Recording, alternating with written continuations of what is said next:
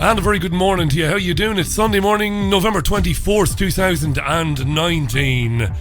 Are you having a good weekend? I hope you are. My name is Richie Allen. This is Sunday View, by the way. Going to be looking through the UK newspapers, the front pages and the stories inside, and listening in on some of the mid-morning talk programmes as well. As usual, if you'd like to reach the programme, you can do so simply by tweeting me. It's at Richie Allen Show on Twitter. This is your Sunday View. Good to be with you. Let's get on with it then. Asking the questions mainstream journalists will never ask. This is your Richie Allen Show on richieallen.co.uk, Fab Radio 2 in Manchester, and triggerwarning.tv.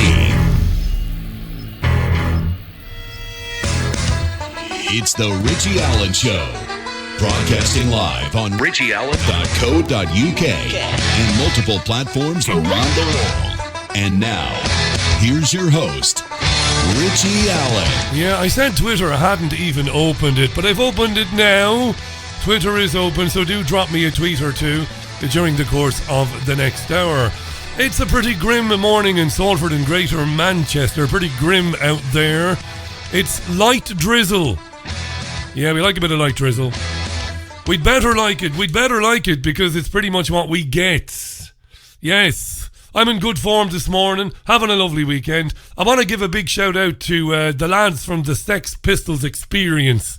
And Nathan and Dave. I met Nathan and Dave in Manchester a few years ago when David Icke was at the Apollo. And I introduced him at the Apollo. And during one of the intervals, I met Nathan and Dave in the foyer. They're two wonderful blokes and they're part of one of the most successful tribute acts in the country, the Sex Pistols Experience. Got to say hi to Mark as well, and Kid Vicious. How you doing, Kid Vicious? Brilliant show in Warrington on Friday. Loved it. Great. Went up with my mate John. Had a fantastic time. And I understand it was an amazing night at the Academy last night in Manchester as well. The lads are very much interested in the independent media and they're big supporters of it. So thanks for hosting us on Friday. It was brilliant and I can't wait to see you again. I really can't. They might be in transit now as we speak, moving on to the next city, leaving behind 1 million heartbroken young ladies. Right, let's look at the papers. Election stuff dominates. You won't be surprised by that. Election stuff dominates. I think we're 2.5 weeks out now from the election. Are you going to vote, are you? Are you? Did your polling card come in the post? Did it? Yeah. Right, so the Observer. That is the Observer. The Guardian becomes the Observer on Sundays. The headline is Labour pledges £58 billion to help women caught in pension trap. They're caught in a trap. They can't get out. More than 3 million women would be offered compensation for increases to the state pension age if Labour was to win the election, according to the Observer. Labour's latest economic pledge would see women affected given payments of up to £31,300. Can I identify as a 55-year-old woman? I could do with that. 31,300 quid. I'm a lady. That story is the same on the Sunday Mirror. Payouts for 3.8 million women denied pensions. I'm a lady. It's the same story. It says that Shadow Chancellor John McDonnell is describing the £57 billion pledge as a debt of honour. The idea of compensation has long been fought for by the campaign group known as WASPI.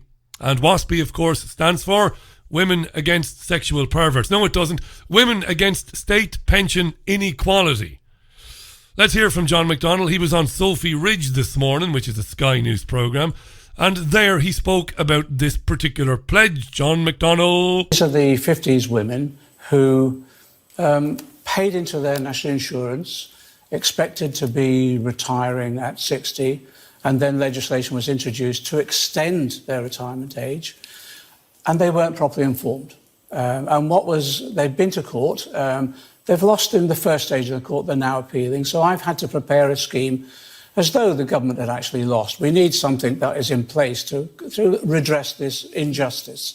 And these are women who have done everything asked of them. They've paid in, they expect a retirement age, and then even in court, the government had to admit that within the Department of Work and Pensions, they knew that people hadn't been properly informed.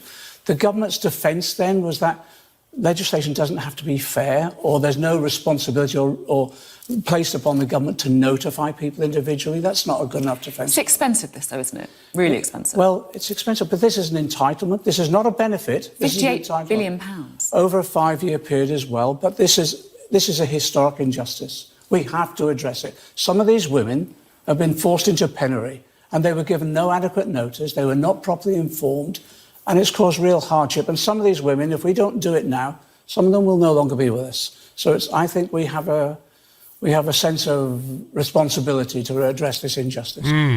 When I hear the term historic injustice, it gives me the heebie-jeebies. Because historic injustice has come to mean people atoning for sins they never committed. That being said, by the way, I completely support these women 100%. As a trade unionist, what would you expect me to say?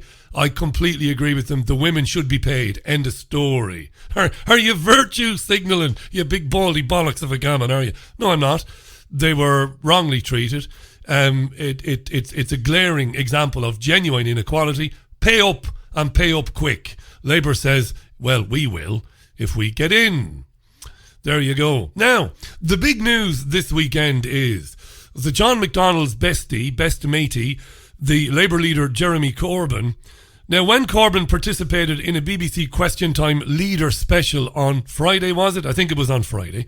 He said that he would remain neutral in a future European Union referendum. Now, that is ridiculous. Corbyn is a wet blanket, right? What does it mean, Richie? Labour is saying if we win the election, we will negotiate a new deal with the European Union. Then we will give the public a choice between the new deal that we've just negotiated and Remain. Our new deal versus Remain. And how would you campaign, Jeremy? He said, well, I would be neutral. Sophie Ridge wanted to ask John McDonnell about that. Surely that's a load of cojones, Ridge says to McDonnell. Members of the Shadow Cabinet will be able, or members of the government at that time, will be able to, campaign. And I expect that, as Harold Wilson did, individual members of the party and the Shadow Cabinet and Cabinet then will be able to campaign on the basis of their judgment. The party will meet and discuss, our proposals, which is negotiate a sensible deal, put that back to the British people alongside Remain, and people will have to make a judgment around that deal as against Remain. And what about you? Well, do you see yourself as staying neutral? No, I won't, and I don't think Jeremy's asking people to do that. So where would you fall? Well, I'll wait until I see the details of the deal that we negotiate. I've set up until now. I was in the negotiations with the Conservatives for 6 weeks, and I couldn't see a deal even emerging then that could beat Remain. But let's see what we can negotiate. Whatever we do, we've got to arrive at a situation where the jobs in the economy are protected. And on that basis, Jeremy's role, as he says, will be the honest broker. Whatever is then decided will then be implemented by our Labour government. The honest broker. Yeah. Now, I love, as a broadcaster, I love any example, any demonstration of politicians being humiliated, regardless of which party they represent. Because, as you know, I don't vote. I haven't voted since 2002. I despise all of them equally. And to be honest with you, somebody said to me the other day, one of these funny situations, I love these challenges people put to you, who would win in a real fight between Hulk Hogan and Mike Tyson? They're probably never going to fight, so I don't know, Who would win, Optimus Prime or Godzilla? Godzilla probably. So I get asked this question, if somebody kidnapped Caroline, the future Mrs. Allen, and was holding her and said, Richie, you've got to go out on December 12th. Who would you vote for if you had to? Well, obviously it would be a left-leaning party. It would have to be a Labour candidate. Obviously, I'm a trade unionist, but I despise them. I say that because I give Labour more stick than I give the Tories, and it might sound to the uneducated observer, this bastard is a Conservative. Far from it. I'm further to the left, well, of anybody that you know. Right, now, I love a good humiliation, though. I love a good humiliation. Sophie Ridge utterly humiliated McDonnell, saying that he had flip-flopped in a matter of 3 days on a taxation policy. This is a thing of real beauty. I just want to show you a quick video of you speaking on... They crap themselves when they're told by presenters, even today, even though the presenters are not what they used to be. When they're told, I'd just like to show you a quick video. You can see McDonnell go rigid in the chair. I just want to show you a quick video of you speaking on Tuesday. This is what you had to say on Tuesday. Earlier this week and over the weekend, there were reports that Labour is planning a windfall tax on oil companies. Is this true? And if so, please could you set out how your proposals would work? Great. Okay, John. Okay. On the windfall tax on oil companies, no. No. Pretty simple. I've leaked the manifesto already. I mean, on page 15 of the manifesto, it says, we will introduce a windfall tax on oil companies. What I was being asked there by the Daily Telegraph reporter was, would I give the details of the windfall tax? And I wouldn't. Well, we just heard the question. You said, no, that's a leak of the manifesto. But if you listen to the question itself, he's asking me... He said, will there be a windfall tax? No, but he's asking, will you give us the details of it? And I said, no. What? Listen to the He question. said, will there be a windfall Yes, tax? he said, will there be a windfall tax and will you give the details of that? And I said, no, I'm not going to release the manifesto 2 days ago. Can you not see Although why I said- many people listening to that will feel that you've said one thing and then a couple of days later well, you've done... if you listen carefully enough, that's exactly what he asked me. Would I give the details of it? And I said, no. It's a trust issue, isn't it? Yes, it is. And that's why I published this. That's why it sets out in detail where the funding will come from. Yeah, he's been gaslighting Sophie Ridge there. Liar, liar, your pants is on fire. That's pretty shocking by McDonnell, and he will be hammered in the newspapers tomorrow for that. This is what he said the other day. Earlier this week and over the weekend, there were reports that Labour is planning a windfall tax on oil companies. Windfall tax on oil companies, right, says the journalist. Is this true? Is it true? And if so, please could you set out how your proposals would work? Great. Okay, John. Okay. On the windfall tax on oil companies, no. No. Pretty simple.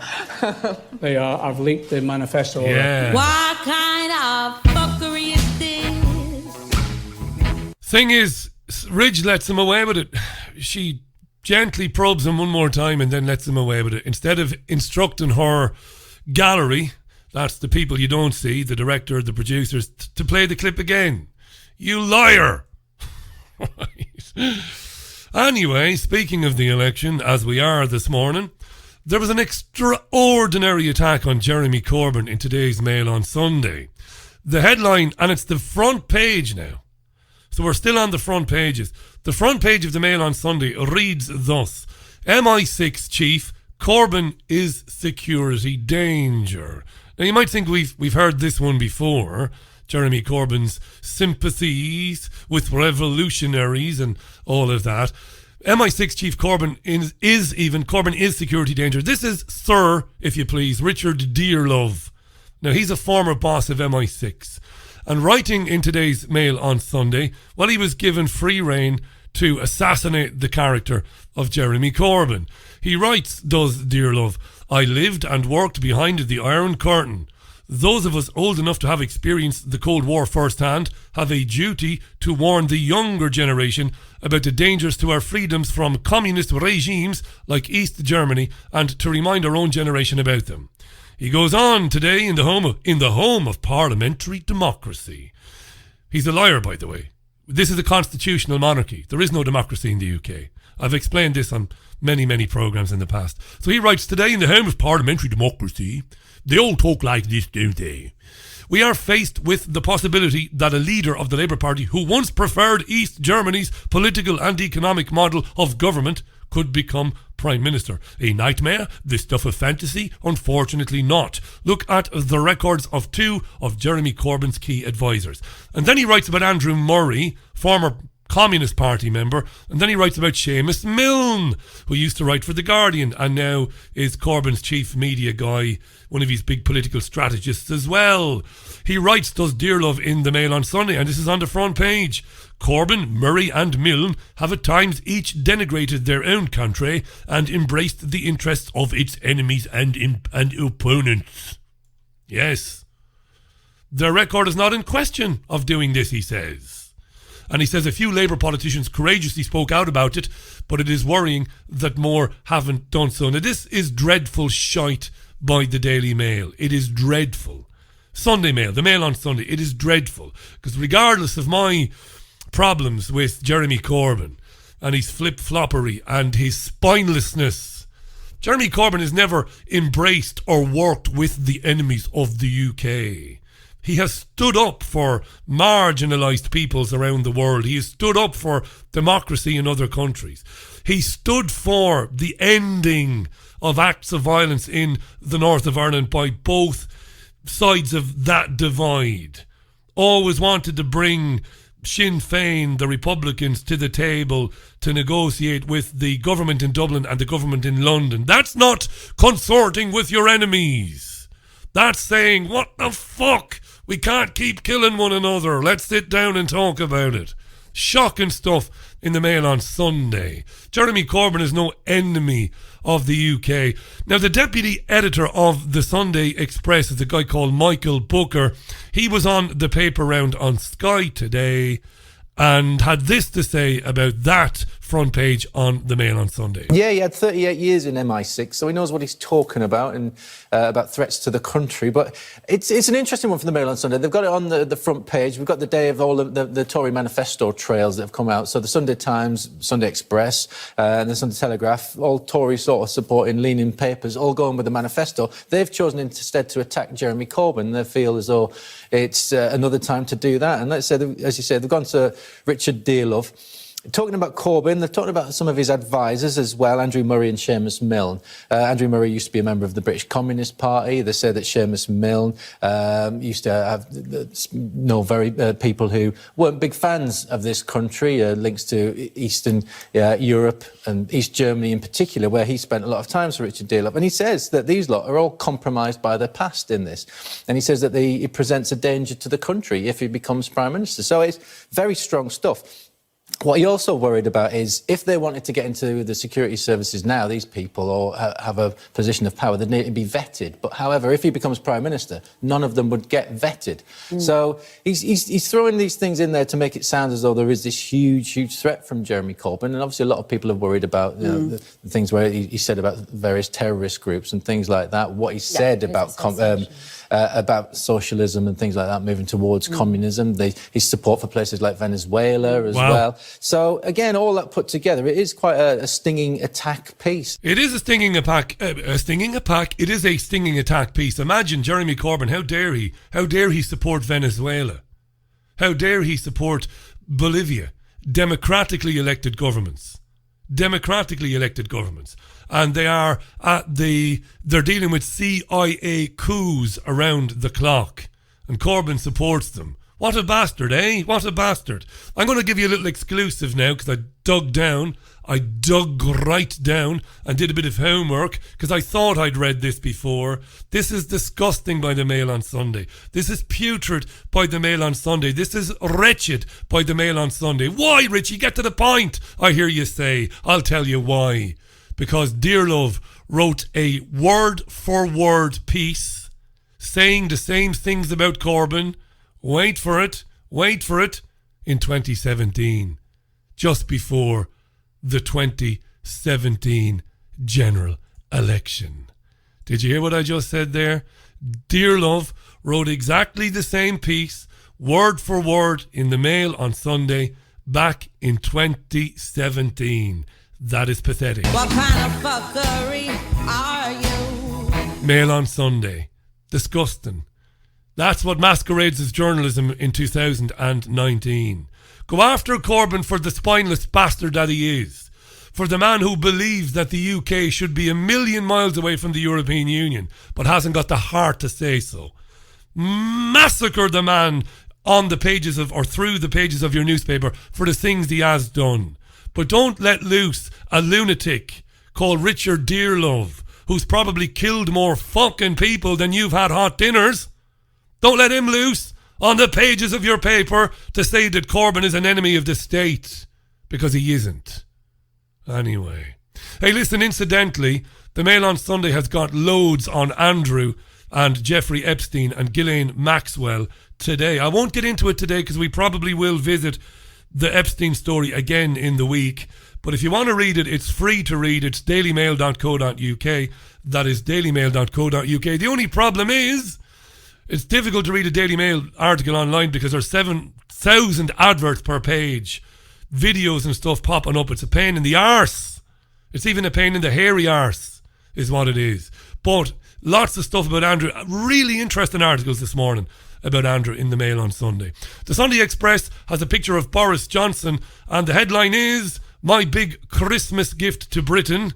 Big spenders. The Conservative Party manifesto will be published today, sometime this morning. The Sunday Telegraph, here's one that you might like. Tories to axe hospital car parking fees for millions. That's a disgusting thing, isn't it? When you go and see a relative in hospital, and you have to pay to park in the hospital grounds. Extortion, fucking privatisation, that's what it is. Anyway, the Conservative Party is promising, or will in today's manifesto launch, that we will put an end, I tell you, to car parking fees in the UK's hospitals. There you go. The Sunday Times headline is, "Boris, I pledge not to raise your taxes." His promise is not to raise taxes. There you are. Front page. It's called the triple tax lock. The promise is the rates of income tax, national insurance and VAT would not rise. So Johnson will promise today, under me in the next government, there will be no rise in the rate of income tax, national insurance or VAT, because there have been leaks. This is how the newspapers know there have been leaks. Anyway, here's the incumbent Chancellor Sajid Javid. The Tory manifesto was out later. Here is Sajid Javid speaking about the triple lock. He was on Sophie Ridge on Sunday today.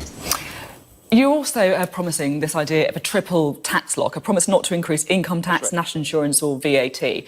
And yet you're planning to spend billions of pounds more on some of those things that you just mentioned in that answer. You're the Chancellor. How on earth do these sums add up? Well, we're very clear. We want to help people with the cost of living wherever we can. So earlier this week, we set out our plans to cut taxes, to cut national insurance for 31 million people, helping the lowest paid the most. And well, if I answer the question about the tax lock, and I'll show you exactly how it adds up, we're also announcing today this, as you say, the triple tax lock, which is our commitment, giving more financial security to hard-working people, that under a Conservative majority government, the rates of tax on the three biggest taxes, national insurance, income tax and VAT, will not rise. And they can be absolutely certain of that. And of course, contrast that to Jeremy Corbyn's plans of a tax rise of around £2,400 per person. It's a huge difference in our approach to helping hard-working people. In terms of the numbers, how do they add up? I'm sorry? 2,400 per person? That's Labour's plans. Labour's plans for a tax increase of £2,400 Well, we've just heard Labour's plans. That's not what John McDonnell was on average. telling me. So in terms of our plans, in terms of, you asked me how do they add up. She was a bit weak there. He said Labour will cost, per person, it will cost them 2,500 a year. It's not exactly true that. Ridge knows this and really should have hammered him. How do they add up? We will set out today, alongside our manifesto, published at exactly the same time, a very detailed costings document. Yeah, the manifesto. Then Ridge says to him, to her credit, Ridge says to him, "You are borrowing billions," she says. "You are borrowing billions." Now, people who have been hurt by austerity might be asking today, what was the bloody point of austerity in the first place, now that you're going to borrow so many billions and increase the national debt? That's a good question. What does he say? In the last 10 years, we've had a real decade of recovery. And that has meant that we've had to, of course, try to balance the nation's books, and that's exactly what we've been doing. Because I think everyone's understood when you're living beyond your means, when you're borrowing in an irresponsible way, which is exactly what the last government was doing, the last Labour government, then we've got to move forward, balance the books, but also do what we can to get the economy going and support that dynamic, free enterprise economy. It's as a result of those actions that we've taken. Today, we've got strong economic fundamentals. We've got more people employed than ever before. We've got an unemployment rate at a 44-year low. But because the economy is strong, we can afford, and as we've set this out in very clear, what we call fiscal rules, we will balance day-to-day spending, and we can still afford to borrow up to a limit for investment in... This is some pile of horseshit, this, isn't it? Investment in economic infrastructure to make improvements, especially in productivity in our country. So investment in roads... This is sloganeering. ...road,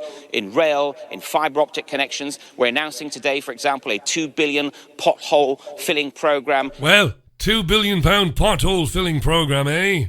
These are the kind of things that we can do to have that infrastructure revolution. And anyway, let's leave him there. He's dreadful. He's dreadful. Final newspaper to look at, to glance at, The Star on Sunday. It's just because it always makes me laugh. The Star on Sunday, front page, Brexit? Election? No. It's the worst newspaper in the UK, The Star on Sunday. It even beats The Sun. The headline is, you ready for it? Are you ready for it? Corrie Kim maimed by her chihuahua. Yeah, she was maimed by her chihuahua. Back in 3 minutes. This is Sunday View. Sunday, November 24th, 2019. The Richie Allen Show, Sunday View. Gonna play that for Nathan and Dave and Kid Vicious and Steve Clones. The Sex Pistols Experience. You get a chance to see those guys, check them out, sexpistolsexperience.co.uk. Proper legends. Right, good morning to those of you chatting away there on the old Twitter. Hi to John Roarty in New York. How you doing, John? Marvellous. I'd make a good soldier, John thinks, on the Union side, of course, says John. Yeah, I might do. Hi to Tom. Good morning, Tom. He says, Richie, it's safe to say that austerity in the UK has failed. National debt has gone up still, and the government is still running a borrowing deficit. What has it achieved other than made scores of people worse off and killed thousands of others? You know what, Tom? That is the agenda, isn't it? Seemingly, obviously, we would say. Hi to Jason, who says, great tune, Twisted Sister, from the Stay Hungry album. Now, I could have done the obvious thing and played a Sex Pistols tune. The obvious thing to do, but I'm not obvious. And I thought, I'm trying to plant a seed in the minds of the Sex Pistols Experience. So next time they're up this way, they might cover that. Because they do one or two covers, which are brilliant as well. They cover The Who brilliantly. They cover Eddie Cochran brilliantly. Be nice to get a bit of Twisted Sister. We're not going to take it. I can see Nathan belting that one out. Hi to Patrick Vidian. How you doing? How you doing, Patrick? Thanks for listening to the programme this morning. To David Stanford. Good morning, David. There are only 3 countries left without a Rothschild-owned central bank, he says. It's a surprise that Iran and North Korea are 2 of them. Look what happened to Afghanistan and Libya. And that's what WW2 World War II was about, says David. Well, I would argue into the night with you, David, that the Rothschilds don't own so many of the central banks that we claim or have been claimed to own. They're very influential, though, in many central banks. What was that? Bit of noise there. Oh, yeah. Could have been a bit of gas escaping, not from me, but from my chair. Anyway, let's move on. John Parsons, my mate in Salford. John was at the gig with me on Friday. John says, weren't MI5 and the Tories talking to the IRA secretly themselves? They were. Of course they were. And they were for many years. Good morning to David Kona as well. Maybe I mentioned David already. To These Are the Damned. To Dean Smith. How you doing, Dean? I haven't forgotten your poem, Dean. And the website's currently under redevelopment. I'm going to get Dean's poem splashed on the page. At the front page of the website, read out a fantastic poem about Greta Thunberg, did Dean on a phone-in show a short time ago. Now, let's move on. It is 27 and a half minutes to the top of the hour. Just a couple of quick brief stories which should be of interest to you if you've been listening to this programme long enough. Hi to Jean Ann in Cambridge, by the way. My pal Jean Ann Crowley is in Cambridge. She's in the UK attending a party, and she's in Cambridge. She'll be heading back to Ireland tonight or tomorrow, I'm not sure. Safe travels to Jean Ann. This is in the Mail on Sunday. It's a big story. NHS doctors voted to scrap home visits because modern GPs don't have time to drive from house to house. This is not good. They voted 54% in favour of this. This is I'll tell you how it works. Regional representatives of doctors, they meet and they vote on these things. They met in London over the weekend and they voted to stop home visits. They said we don't have the time to be driving around. Okay? They said home visits is unheard of in other countries. So this is not good. Experts have called for the NHS to set up a separate home visiting service. Where will they find the money for that? Let's have a separate home visiting service. Doctors that are specifically and exist only to do home visits. Yeah, privatisation, you see. We need to have that. Maybe we need to farm it out to a private company. Obviously, sensible people are this morning saying this decision would be disastrous for the housebound, the vulnerable, the elderly, and those who are dying. Of course. When will people wake up to this shit and realise that this is just not some bad decision making? When will it occur to people that the doctors' regional representatives haven't come to this decision by themselves? Icke, to his credit, David Icke uses well, I suppose for him it's become a colloquialism for him of his own. Dot connecting. When will it occur to people that these things are not isolated stories? They want people dead. They don't want to look after. I don't mean the doctors themselves. I imagine most doctors are still pretty decent people and they want to help people. Crazy stuff. Crazy. Let's stop home visits. It's the way they want to go. Here's another story. It's on RT.com if you want to read it. Deutsche Bank deploys an army of robots to replace 18,000 workers. Holy Jesus. Yes.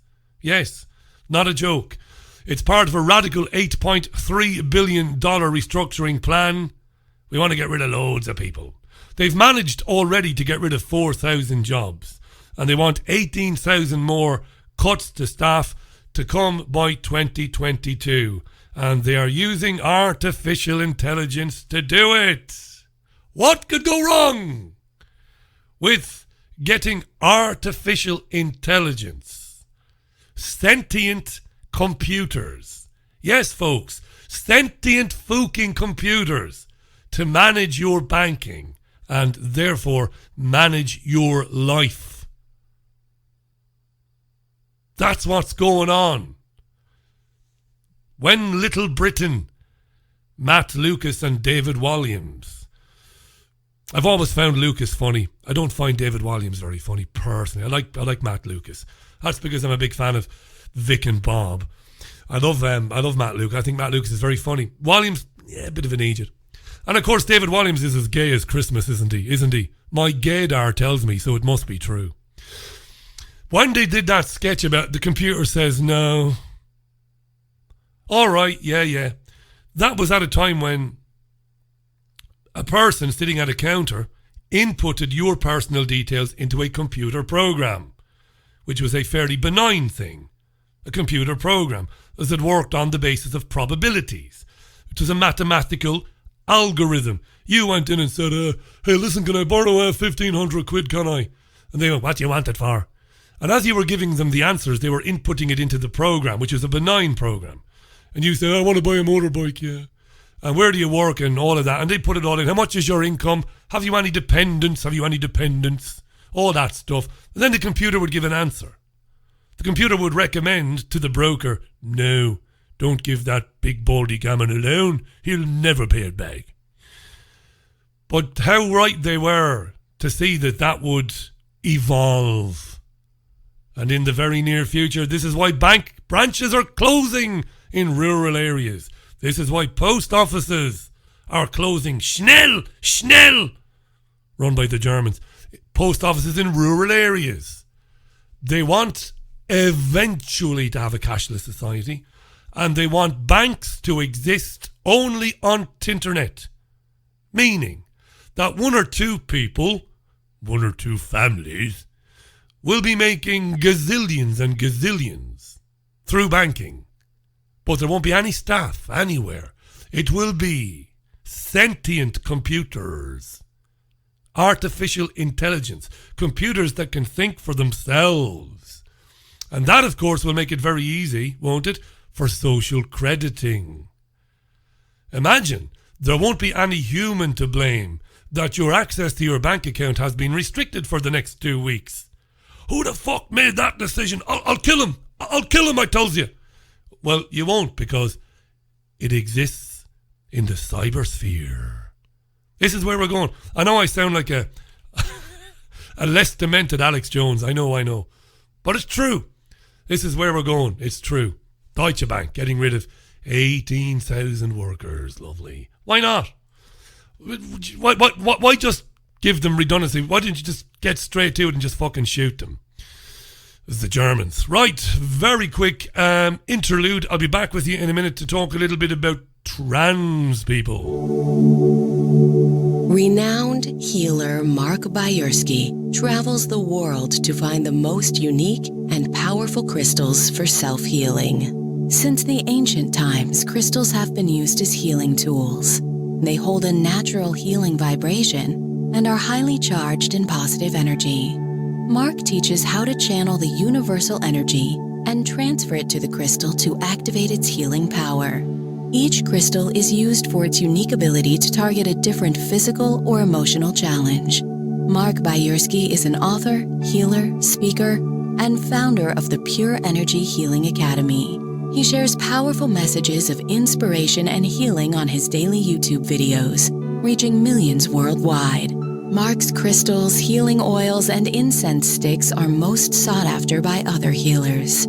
His collection is available online at www.markbayersky.com. His work is presented through Lemon House, a company that creates and curates consciously made gifts. Now, there's a brilliant article in the Sunday Telegraph today, and it's written by Janet Daly. I won't read it all for you. In fact, because I'm pressed for time, it's 19 minutes to the top of the hour, and I want to get through this trans thing, because it's a big election issue. I know you might think it isn't. It is. It's come up quite a bit this morning on the talk shows, you know. So we'll have a look at that in a second. Before we do, though, very good piece on the Sunday Telegraph, in the Sunday Telegraph today. Sadly, it's a subscription. You can't read it for free online, as you can the Guardian and the Express and the Mail. I totally understand why Telegraph is subscription. I understand it, and I have no problem with it. I subscribe on behalf of the radio programme, of course. But she's written an article. The headline is, "The fanatical intolerance of the liberal left is a sin against reason." And she recalls a very, very interesting moment back in the early 1970s. She was in Berkeley. Yes, in the United States of America. She was in Berkeley, at Berkeley Uni, and they were preparing, the student body were preparing for a visit by an Under-Secretary of State from Lyndon Johnson's government.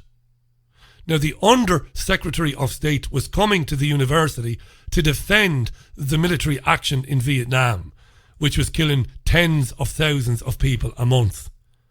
It was genocide, what the Americans did in Vietnam. We know this. And the French and the Aussies.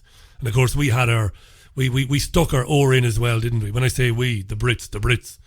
So, dreadful thing. But there was genuine outrage at the fact that this dickhead was coming to explain why it was a good thing to continue to massacre the Vietnamese.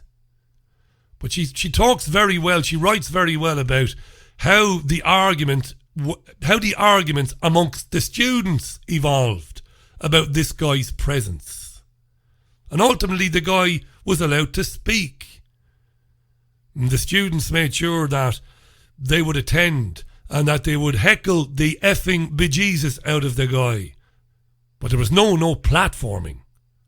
Nobody said, well, this undersecretary from LBJ's government is not coming here to speak, the evil bastard. No, he was allowed to speak.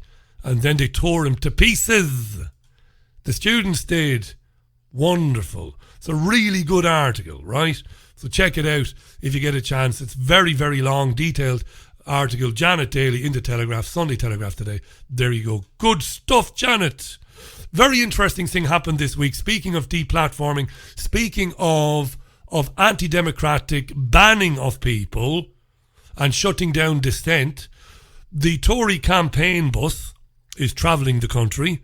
You're not going to believe this. Well, maybe you know. I don't think you will know this. It kicked off the editor of the Daily Mirror. I'm not joking.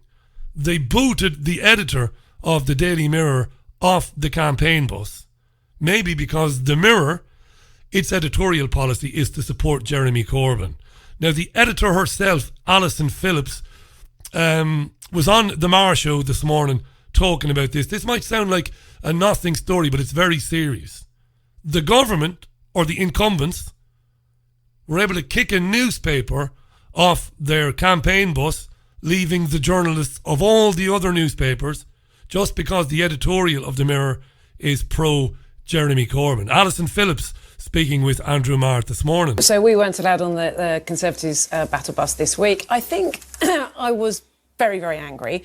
But beyond that, I think I was very disappointed because I think, and sort of sad, I think, really for democracy and for freedom of speech as a whole, really, because that sets a terrible precedent. So if the Telegraph were to get kicked off the Labour bus or the Mail or the Express or whatever, then where does this all end? And I think we're seeing this terrible polarisation in our politics in this country, and this kind of behaviour, and I know it's all part of the game plan, it's perfectly Trump. Isn't it? Because journalists have been booed at Labour Party press conferences. Yeah, although I do think that certainly this time there's been a real effort by Jeremy Corbyn. Marr is a bit of a shit, isn't he, Andrew Marr? Listen to what he says there. She's been booted off the Tory campaign bus. And listen to what Marr says. Yeah, although I do think that certainly listen. And this kind of behaviour, and I know it's all part of the game plan, it's perfectly Trump. Isn't it? Because journalists have been booed at Labour Party press conferences. Yeah, although it's both sides, says Marr, because journalists have been booed at the Labour conferences. Yes, but they weren't banned. It's a big difference. You do have right-wing journalists getting booed and heckled by the crowds at the Labour Party conferences, but they're not prevented from being there or asking questions. This is serious, man. It's the editor of a national newspaper getting fucked off the Tory bus, unable to challenge their bullshit when it comes to this is our manifesto, this is how we will raise the money. Who's going to challenge them? Bad stuff. Alison Phillips, good stuff there. She's a good writer, Alison Phillips, for the Mirror. Let's quickly move on, because it's in the Observer this morning. Let me scroll on down. There's also an interesting story in the Observer about Stella Creasy. She's a Labour Party MP. She's heavily pregnant. I believe she's due really soon. Good luck to her with that. All the very best, of course. She's getting a lot of stick in her constituency in Walthamstow from the Christian People's Alliance. They are campaigning against her because of her pro-abortion stance, her pro-choice stance. I was going to get into it because it segues neatly into free speech discussions, but I don't have time. Check it out yourself. It's on theguardian.com/observer. Now, hi to Alan Dransfield, by the way. How you doing, Alan? Here's a story in the Observer today, this Sunday. Observer. Confused messages from Labour over women-only spaces and trans rights. Women-only spaces. Campaigners are concerned that the Labour Party, one of the Labour Party's pledges in recent years has been to keep refuges, prisons and changing rooms single sex. And there is a concern being expressed by feminist groups that Labour are flip-flopping on that promise. Okay? And this is because Dawn Butler, okay, works, she's an MP, and she is the Labour Party Equalities spokeswoman. She has been attacking what she says are outdated legal measures designed to protect single-sex facilities. So women that have been abused, that have been beaten up by their partners, that have been raped, sometimes have to use refuges. Thank God they exist, right? And they don't need to be anywhere near a man. Trans people have said, well, we should be able to get into those places as well. The women have said, no, you've got a penis. And it's not good, and I agree with those women who say that, by the way. Labour said it's important to preserve the single-sex status of refuges, prisons and changing rooms, but now their equality spokeswoman, Dawn Butler, is attacking this policy as outdated. So what's the reality then? Well, Andrew Marr spoke with Angela Rayner. She's from around these parts.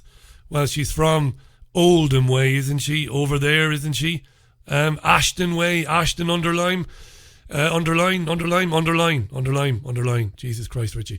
Right, so anyway, Angela Rayner, Shadow Education Secretary, was on the Andrew Marr show. So was Joe Swinson, the leader of the Lib Dems. Let's hear Angela Rayner first talking about this policy. Andrew Marr said to her, what did he say to her? Well, I think we can hear his question. At the moment, if you want to transition from one gender to another, then you have to get a medical certificate showing that you've got gender dysphoria. And you're going to say at the moment, it's not people want to transition. Well, you know, you make it sound like it's a lifestyle choice. I mean, not I think saying that's... it's a Ew. Oh, the virtue signaling has begun. Let's go back to the start of that, Andrew Marr. At the moment, if you want to transition from one gender... Yes, if you want to transition, because it is a choice. In fact, it's a binary choice. Ironically, because they love binary choices, these crazy lobby groups. If there aren't too many binary choices in life, they want you to think that everything is a binary choice. I'm going to get into that in the week, by the way. I've got the mother of all monologues for you on binary choice in the week. This isn't binary choice. If you want to transition, that is something you want to do. You don't have to do it. But she saw the opportunity to take him down a peg or two. To another, then you have to get a medical certificate showing that you've got gender dysphoria. And you're going to say at the moment, it's not people want to transition. You know, you make it sound like it's a lifestyle choice. I mean, I think saying it's a lifestyle. I'm asking you as neutrally as I can. Okay. But at the moment, you have to get a medical certificate and you have to show that you have lived for 2 years in the gender to which you wish to be assigned, the required gender. Sounds reasonable to me. Get a medical certificate and show that you have lived for 2 years as the gender that you have assigned yourself. Sounds reasonable. But Labour wants to scrap that and allow self-identification. The required gender. Is Labour going to remove those requirements and allow people to completely self-identify? I mean, Andrew, this is a really sensitive... Answer the fucking question. ...point. And if you look at the amount of young people that are, you know, the suicide rates amongst young people, especially from transgender backgrounds, is really a scourge on society. It's not a scourge on society. The suicide rates are because it is a mental illness. And it is not being treated properly. Of course, young people who are confused about their gender and their place in the world and what am I? Am I a man? Am I a woman? I feel like I'm a woman. Of course, it's a difficult thing to deal with. Nobody should laugh at it. Nobody should mock it. Very difficult, I would imagine. But it's not, their suicides are not a scourge on society. It's not our fault they're fucking killing themselves. It's because they are hopelessly confused and concerned and scared, presumably, and worried about it. And how am I going to live? What am I going to do? How am I going to speak to my parents about it? What am I going to do about it? Hugely problematic, I would imagine. It's not society's fucking fault, though. Sick of this nonsense. We need to absolutely hammer people like this woman. Society. And anyone watching this show, I don't want them to be offended that somehow we're saying that they're choosing to be a particular gender. Shut up, you fucking moron. He never said that, Mar, as bad as he is. He didn't say that. He said if they want to identify, if they want to. That's not how it feels for people that are going through that process. What we're saying is we'll be sensitive. Imagine what the world is going to look like in 15 years if you get 7 or 8 years of that lunatic in government. Imagine. Under the Gender Recognition Act. The Gender Recognition Act, Labour basically wants it to be possible for me to declare myself tomorrow to be Amanda Allen. Amanda. Yeah. Kathleen Allen. Yeah. I'll put a wig on me, a bit of fucking lipstick, I'll get some fake fucking tits and a big huge bra, and I'll walk around. I won't even shave me legs and say that my name is Kathleen Allen, and you'll have to fucking accept that. And if I want to be treated like a woman, you'll have to accept that. And if you don't, there should be consequences for you because you're a bigot and you're a transphobe. Well, no, Richie, I'm not. You're a big ignorant polygammon. You've got airy legs. You've got a skirt. I can see the bulge in your trousers. And I know those are fake tits, Richie. And I know that's a wig. But that nutcase, and you'll hear from Joe Swinson in a minute, wants self-identification instantaneously. Lovely. What could go wrong? That people can be valued of who they are and protect their rights, whether that's women, whether that's transgender women, whether that's men, or whether that's girls. We will make sure that everybody feels valued as part of a society and tolerant. And at the moment, language like we're choosing our gender really doesn't make people feel valued. And it's really insensitive to the trauma that many people have to go through. It's not like buying a dress or going out to the shops and deciding which drink you're having. It's an incredibly difficult and traumatic process for people. Would a future Labour government change the Equality Act to forbid the exclusion of self-declared people from certain spaces? No, we will protect spaces under the Equalities Act. We will make sure that women feel protected in the spaces, but we'll also... Yeah, but Mar should jump in there and say your equality spokeswoman is saying the opposite, but Mar doesn't, strangely. But we'll also protect transgender women as well and make sure that everyone feels valued. There's so many young people at the moment, Andrew, feeling that they're not good enough in our country. And it's Jesus Christ. And it's an absolute scourge. And if it was your child that's in that situation, being told that they're choosing what they want to do and somehow that this is just a lifestyle choice, I think takes us back to the days of Section 28. You used the and word I think lifestyle, that's really damaging. You used the word lifestyle, I never did. But Angela Rayner, for the moment, thank you very much indeed for talking to us. He must be sick to death of dealing with fucking arseholes like Angela Rayner. I'd love to be unleashed on some of them just for a day. If I could somehow possess the body of Andrew Marr or Andrew Neil, I'd love to have been interviewing Angela Rayner this morning. I'd have fucking taken her apart at the knees, is what I would have done. Let's briefly hear from Joe Swinson, the leader of the Lib Dems, on the same issue. Yes, look, this is By yes, she means yes, we will allow self-identification, bang, just like that. Hugely difficult issue for many people who are finding that they are discriminated against. By who? Who's discriminating against them? Jesus Christ, this is a problem that never existed. Who is discriminating against people who identify as the opposite sex? Who? Where? Where is it happening? Jesus Christ, I went to Curry's PC World 6 months ago when we moved house to look at fridge fucking freezers, and I was served by a trans woman. Who's discriminating against them? It's the opposite if you ask me. That they are finding themselves with significant mental health problems, that they really, really struggle with the way society responds to this issue, and particularly the way in which the media debate on trans issues becomes so vicious so quickly. It is really important that everybody, no matter whether they are cis or trans... Cis, I'm going to give you carte blanche. The next time somebody uses the term cisgender, go to the nearest fucking, go to the nearest supermarket or shop, buy the biggest fucking, milkshake, I don't know what it is, and go and douse them in it. When they start using terms like cisgender, and cisgender apparently means if your gender identity corresponds to your birth sex, feel free to douse the fuckers. Douse them. We can't allow this nonsense continue. We can't put up with this.